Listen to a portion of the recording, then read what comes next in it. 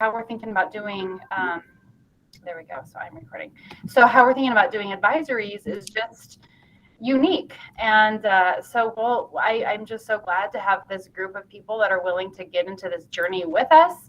And so that's why I'm recording it. I'm recording it because we might need a refresher, or there may be some people that last minute decided, something came up and they can't come. So let me get my presentation going. Now, the funny thing about my presentation is then I won't be able to see everyone. So I'll do my best with, I know there's probably a way and I just haven't learned it. That's where I stopped learning, apparently.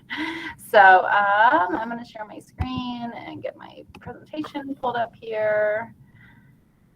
Good morning, Michelle. Glad you're here. I see you popped in.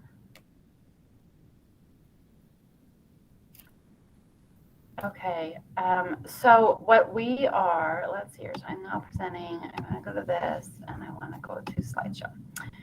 And I want it to be from the beginning. That would be good.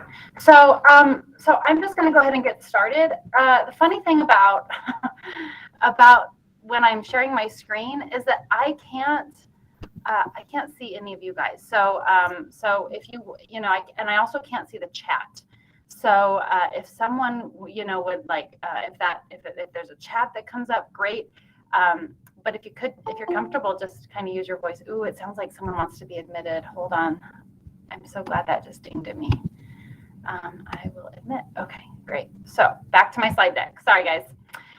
So the very first thing I just wanted to do was just show you an agenda of the topics we're going to cover today. Again, I know Courtney needs to leave at 8. For those of you who are just now coming on, I'm actually at a conference and I'm in a business center of a hotel. I didn't know these really got used, but here I am using it. And so my next thing starts at 8:30. So I don't think we'll need the whole hour, but golly, I'm sure here to talk and answer any questions for the entire time if they come up. So we'll just kind of go through a little bit of who's in the room, and then just some of the structure around this thing we're going to do together. So let me just start with introductions.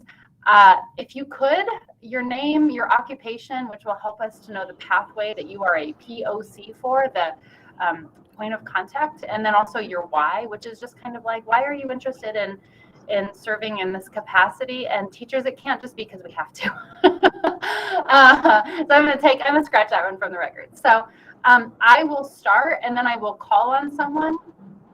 And then if when you're finished, if you will call on someone, that would be fantastic. Again, just because I can't see you or who's here. So my name is Jess McAllister. I'm the secondary programs coordinator.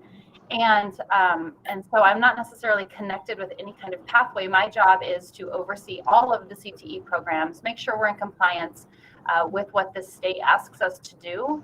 And then also, just make sure that we're connecting well with our industry partners. And so my why, honestly, is that as a high school student, I'm a Mitchell High School grad, so District 11. I really did walk in the halls of Mitchell High School kind of lost and disconnected. And it's really because I just I wasn't locked into any kind of, passion or anything like that. And so in all of the roles that I oversee, so in addition to CTE, I do concurrent enrollment and career start and work-based learning, and a couple of others online. My whole heart is really dedicated into identifying, finding who those kids are, and just building up as many programs as we possibly can to serve unique and different student interests. So that's me. That's my why. I'm going to pass it over to Andy Rees. I saw you were here. All right, I'm Andy Vrees. I teach construction and welding and woodworking at Lewis Palmer High School. And I think that's my pathway as well. Yeah. And I'm here because I'm the only one that does this in the district, I think. So Other than that, you did teach construction though, Andy. You were like an English teacher or something before, right? Oh, I did not want to be an English teacher again. I was not. Don't share that because no one here in the school needs to know that I. Oh, okay. Sorry. Or in elementary. I did not want to do that anymore. No, I just have a passion for this. And when we started it 3 years ago, the program just from that first year showed that it was a need, and has been kind of exploding ever since we got it rolling. And we're kind of wondering if it was going to work, and glad we did it, because now it's just growing leaps and bounds. Yeah, took a big risk. Okay, great. Andy, will you pass it on to someone who else is who's in the room? All right, Carrie. Hi, Andy. I'm Carrie Hendricks at Lewis Palmer High School, and my pathway is digital media and communications, which means I take care of the journalism classes, as well as some graphic design stuff as well. And my why is, I will piggyback on what Andy said, because I'm a reformed English teacher. I don't know how it happened. My parents, when I was in college, I was a junior and didn't have a major. And they said, you better hurry up. We're not paying for any more. So I just grabbed something, and I don't know why, because I really am not a reader, but I'm a writer. And anyway, it just kind of happened that way. Was never really happy teaching English. I felt sorry for the kids that were in my classes, because I didn't have that passion, right? I had the passion for writing.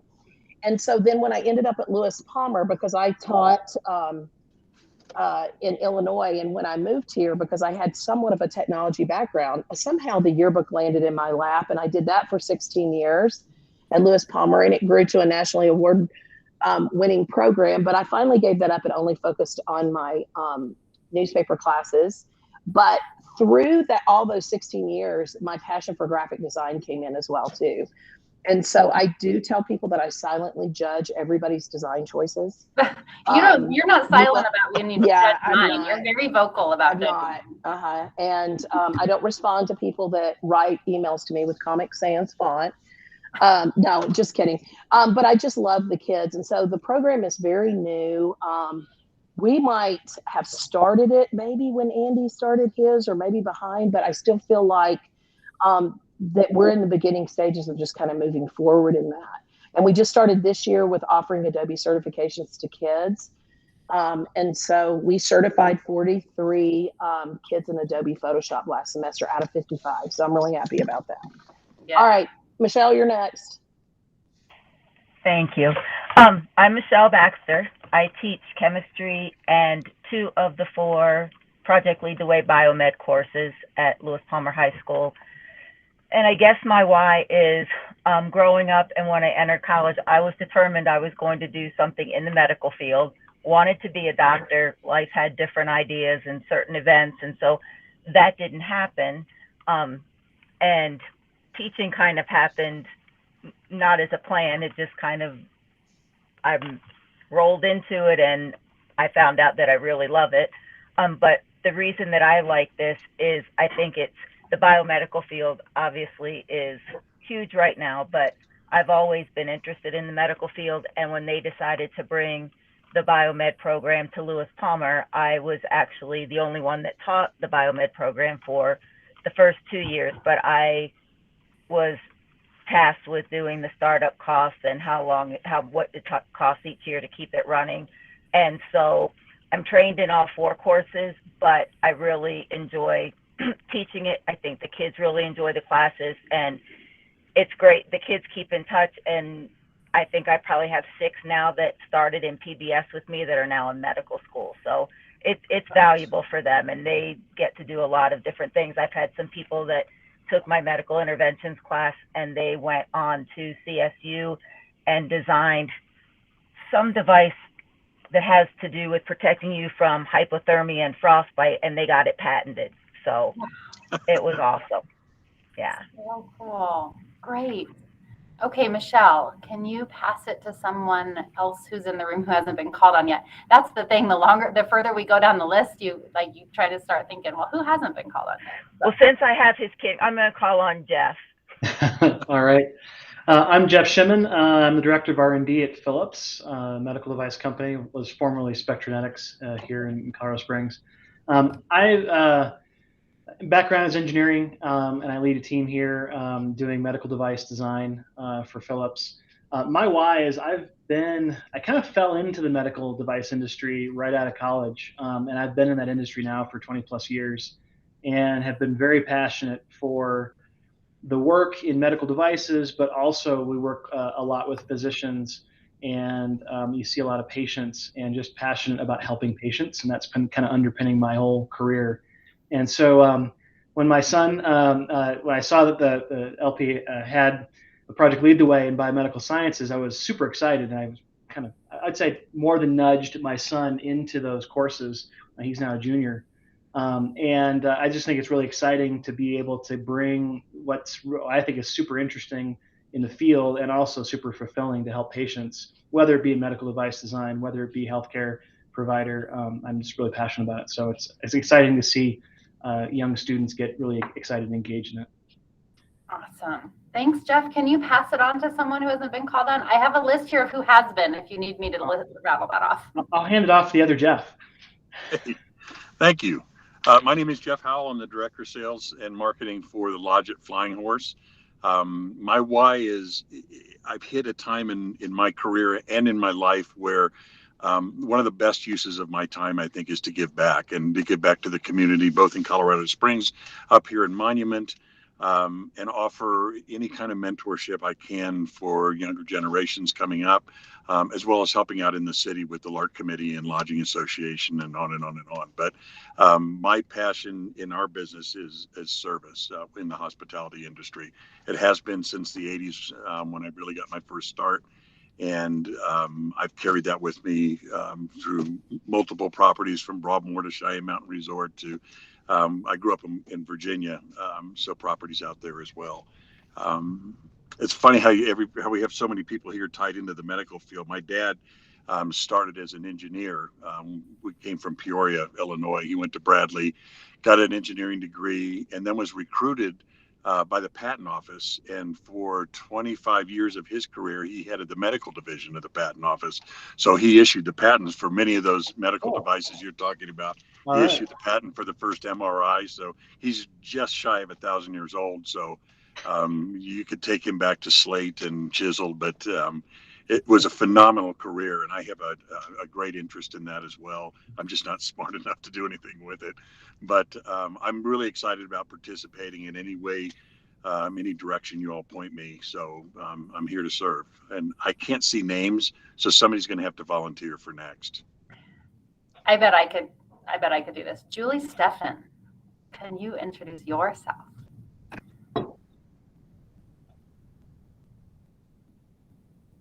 Maybe she stepped away. Sorry, I'm on my phone and I'm moving around and it took me a minute to find the button.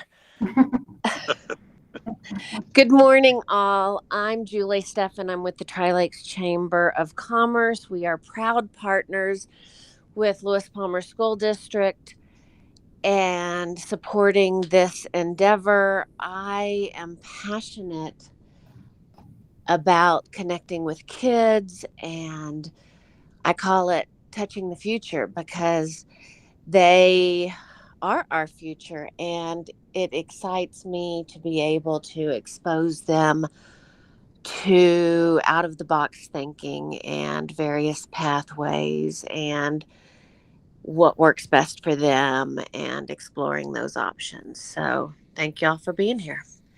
And so if I may, Julie is her role in all of this is the Chamber of Commerce occupies the seat of chairperson. So she's most probably connected, Julie, correct me if I'm wrong, with the business pathway.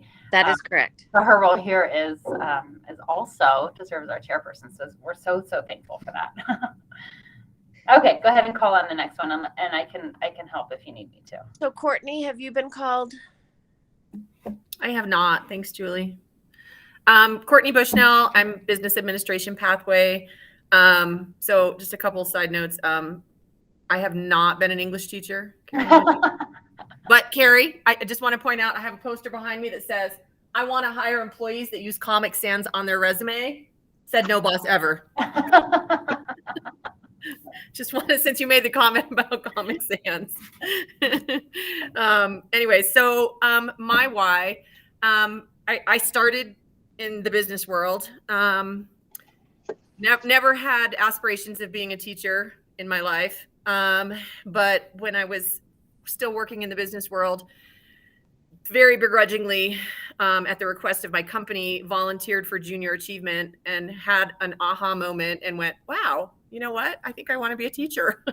And quit my job in the business world and went back and got a master's degree in education in Florida. And at the time, the only way to do the alternative licensure in Florida was to get elementary certified, even though I had a business degree. It didn't really make a lot of sense. But so that was my entry into the teaching world. And I taught elementary school for 10 years.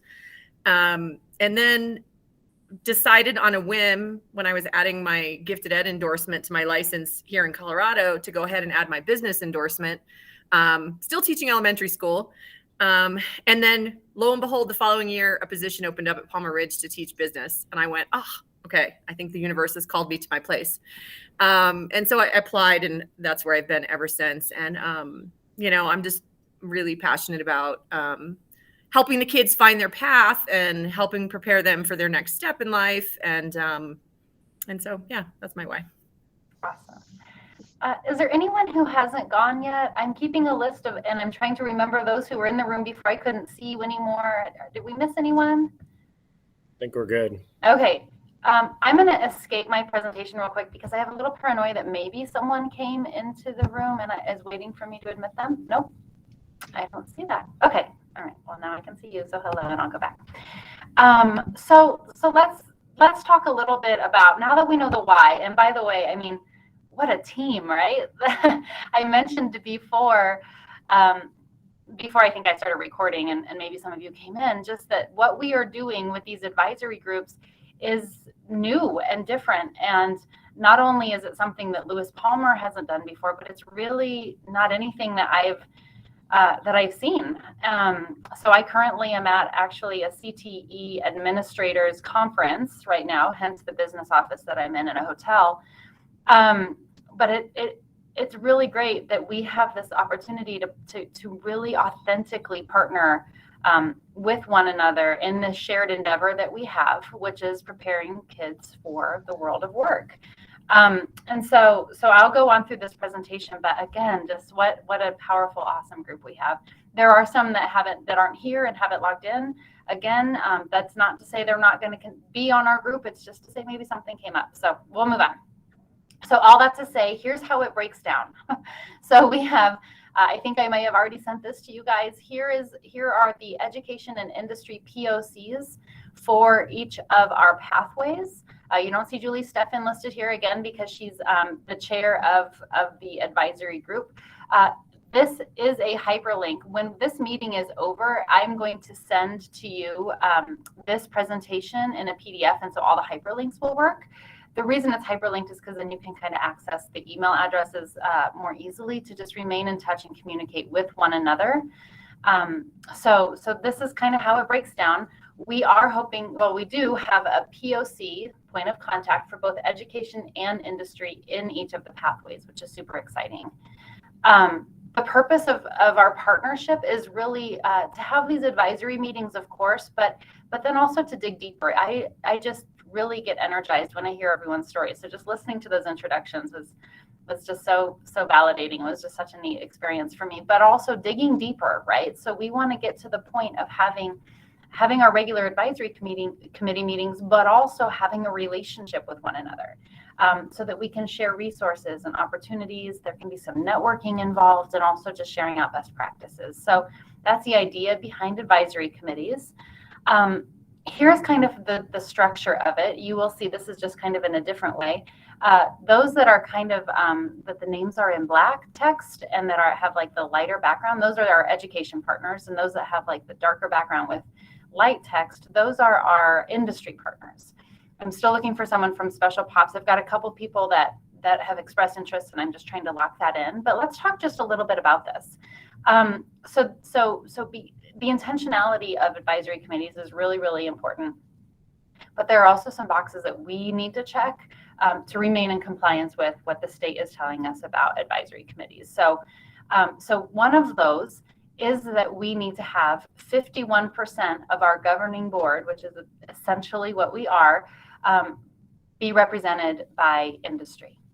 So you'll see that here. We have more industry partners than we have education partners, and that is for a reason. We are interested in what our industry has to tell us, and them playing a really critical role for us. So in addition to this, the idea behind advisories is that industry should be the dominant voice. And I think that's kind of accentuated here with the 51% kind of expectation or rule that comes down to us from the state.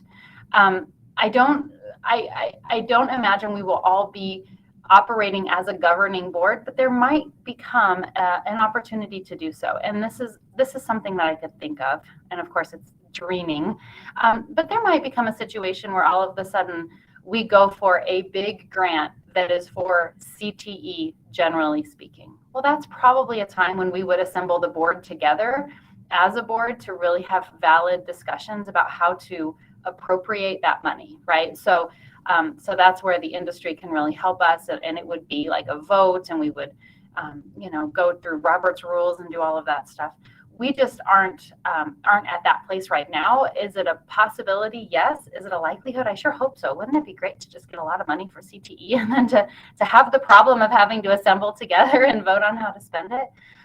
But that's why, I think that's the why behind why the state is asking us to have 51% representatives from our industry partners. So that's the structure. Here's really how it's going to look on a day-to-day basis or a year-to-year basis, aside from that pipe dream that I just shared about, some windfall of money. We're really hoping primarily that the industry partner or point of contact and the education point of contact will collaborate together to create this pathway-specific breakout session. So I believe all of you were at our last and first kind of joint CTE advisory meeting where we all met together for about 30 minutes. Julie introduced us, and then there were pathway-specific breakout sessions. Well, during that first experience, I put the agenda together because it was kind of it was obvious to me, given the fact that every pathway had that program of work. We'll talk about those here in just a minute, to kind of review. But moving forward, it would be disingenuous for me to think that I can create an agenda that matches the needs of every single pathway. We might decide, Jeff and Michelle might decide that in the biomed pathway, they're really going to start diving into some new emerging technology that students can be trained on. And then we might find in the construction pathway that Luke and Andy take us into a journey of really trying to figure out work-based learning opportunities. So at some point, these pathways and the intentionality behind the discussion is going to start to shift. And who better to lead that discussion than the people sitting in the rooms? So industry, POCs, and education. Also, industry POC is always looking for it to add more people to our groups. Even though you are the leader in the room, we like to have lots of people in the room. So if you have anyone in your circle or in your realm or on your LinkedIn that you feel might have an interest in coming to join us in our advisory sessions, we would sure welcome it. And then education POCs, just like before, taking notes. So another piece of the state compliance is to, have records of who was in the room and what we discussed. So this, I know you all have read the bylaws. I've linked them down below again for you. And then, and so that's kind of, I think, no surprises there because we've looked at those. So here's the structure. It's going to be very similar to what we experienced last fall. But a couple caveats there. So our chairperson, Julie, will welcome us, give some updates, and then she likely will assign me to talk about some CTE updates. I will likely talk about, Perkins or funding or any kind of up and coming opportunities that might exist. And then we'll transition to breakouts. And that's where those pathway specific breakout agendas will come into play that are co-created between the industry POC and the education POC. You'll see an asterisk after the big group meeting, and that's because eventually, and actually moving into this very first, or this next one that's coming up in a couple weeks, we'd like to be in schools. I don't imagine we will ever be at Grace Best again. That was just a good starting place for us, but it makes sense in my mind, and this is up for discussion, that these meetings start to take place in the classrooms where students are learning and teachers are teaching, so that industry partners can actually see some of the great equipment that we're using. They can kind of ask some questions and really get a feel for what is going on in the classroom and in the learning spaces. So eventually my vision is that the COPAL, or I'm sorry, not the COPALs, the points of contact will start to determine, okay, where are we going to meet this time around? So are we going to meet at Palmer Ridge High School? And then they develop an agenda that way. Then that group would assemble at Palmer Ridge High School. Maybe the business group is at Palmer Ridge High School, and they remote in, and they collectively in their group allow Julie to start the meeting and allow for me to give some updates. Similarly, we might have the biomed over at Lewis Palmer High School, and we might have the skill trades at the middle school. So as to remove any kind of barriers of traveling to different schools, that for those first two agenda items moving into next school year will likely be virtual. So just kind of what I'm thinking, open to any kind of discussion or feedback that you might have right now, or I can just keep on going. Okay.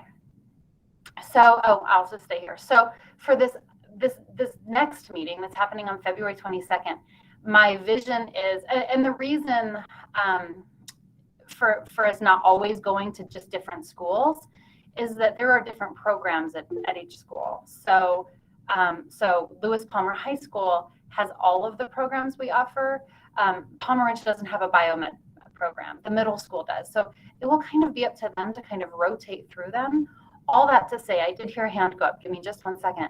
I believe that the best use of our time and of our collective energies this very next time around, so February 22nd, will be at Lewis Palmer High School, because Lewis Palmer High School has all of the programs. So my plan is that we will be in person on February 22nd. Julie and I will be there at Lewis Palmer High School.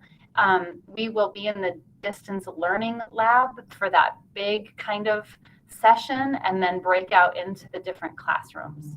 So I have reserved the distance learning lab, and then moving into the 22-23 school year, I believe that the best use of our time is to make that virtual. Whose hand is up and who would like to speak? It was just Courtney leaving. Oh, Courtney left. Okay, thanks, Andy. So any feedback about that plan, or about the fact that we'll start off at Lewis Palmer High School? Okay, moving on. So the programs of work. You guys remember, you were all there, that at that point we had several programs of work, right? We usually, whatever school, we had a Palmer Ridge and a Lewis Palmer High School business programs of work. We had two. We had biomedical science, I think a middle school one and a Lewis Palmer High School one. So they had two.